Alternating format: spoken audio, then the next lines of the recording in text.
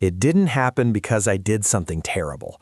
It happened because my sister threw a tantrum, a loud, dramatic, emotional explosion in the living room that evening, crying, shouting, accusing me of ruining her peace, always being a problem and making the house toxic.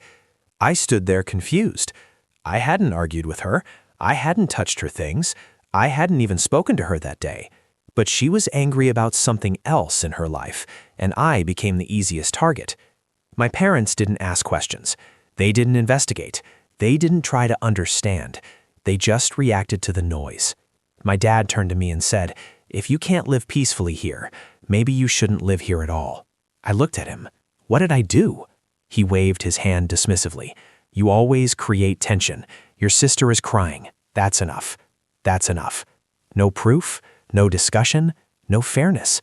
Just the loudest person wins. My sister stood there pretending to cry harder, but I could see it in her eyes. She knew exactly what she was doing. She knew our parents would side with her. She knew I wouldn't fight back loudly. She knew I would take it quietly. And she was right. My mom added, "Maybe some time away will be good for everyone." Time away? As if I was the problem that needed to be removed from the house? I nodded slowly. "Okay," I said calmly. They expected resistance. They expected an argument. They expected me to defend myself. I didn't. I went to my room, pulled out a bag, and started packing clothes. My hands were steady. My mind was clear. Because for the first time, I realized something important. I didn't belong in a place where noise mattered more than truth, where emotions mattered more than fairness, where the quiet person was always assumed to be guilty because they didn't shout. As I walked past the living room with my bag, my sister avoided eye contact. My dad didn't look at me. My mom said, "Call when you reach wherever you're going." I stopped at the door and looked back. Not with anger, not with tears, just with understanding. They thought they were removing a problem. They had no idea they were removing the person who held the house together quietly. "I will," I said softly, and I walked out, not knowing where I would go, but knowing I would not come back the same person. The first night out of the house was strange. Not painful, not dramatic, just quiet. I stayed at a cheap guest house with a small bed, a noisy fan, and a window that didn't close properly. I sat there with my bag on the floor and realized something unexpected. I felt lighter. No tension, no walking carefully, no emotional landmines, no sister waiting for an excuse to explode, no parents ready to believe the loudest version of the story, just silence. The next morning, reality kicked in. I had limited money, no long-term plan, and no place to go. But instead of panic, I felt clarity. If they believed I was the problem, I would become the solution for myself. I started calling old contacts. A friend helped me find a small room for rent. Another connected me to a short freelance project. Nothing big, nothing glamorous, but it was mine. I worked during the day, learned at night, watched videos, read articles, built skills I had always postponed because family responsibilities came first. For the first time in my life, my time belonged to me. Weeks turned into months. I stopped thinking about the house. I stopped replaying the moment they asked me to leave. I stopped expecting an apology because something inside me had shifted. I wasn't trying to prove them wrong anymore. I was trying to build a life where their opinion didn't matter. Meanwhile, small changes started happening back home. I didn't know this at first. I learned later. My sister's tantrums didn't stop after I left. They increased because I wasn't there to absorb them quietly. My parents started facing what I had been silently handling for years. Her moods, her demands, her drama. Bills were missed. Things weren't organized. Arguments became frequent. The house that felt peaceful after I left slowly became chaotic.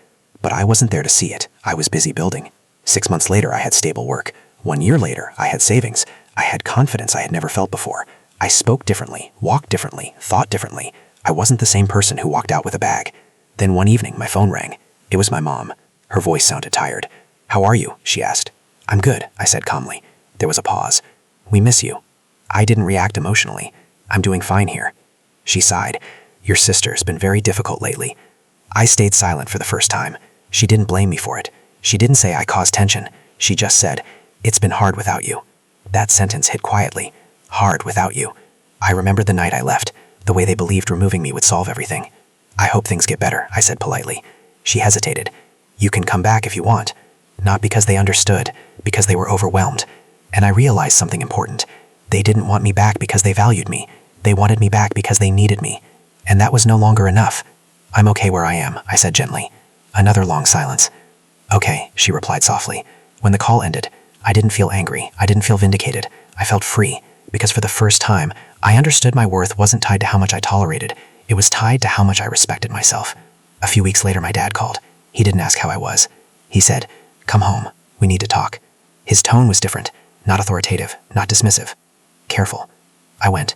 When I walked into the house, everything felt familiar, but smaller somehow. My mom looked older. My sister avoided my eyes. My dad gestured for me to sit. For a moment, nobody spoke. Then he said quietly, "We made a mistake." I didn't rush to respond. He continued, "That night, we didn't listen. We just reacted. We thought removing you would bring peace." I nodded slightly. "It didn't," my mom added. "It only showed us how much you were holding together without saying anything." My sister finally spoke. "I shouldn't have done that. I was angry about other things. I used you." There were no excuses left, no blame shifting, just honesty. I looked at them calmly. I wasn't angry when I left. I was clear. I understood that I didn't belong where I had to defend my existence. My dad's eyes lowered. "We want you back." I smiled gently. "I already have a home." That surprised them, not because I rejected them, but because they realized I no longer needed them. "I'll visit," I added. "I'll stay connected. But I'm not coming back to live here." The room went quiet again. This time not with tension, with understanding. They had asked me to leave thinking I was the problem.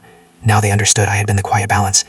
And by the time they realized it, I had learned to build a life where I didn't have to carry that weight anymore.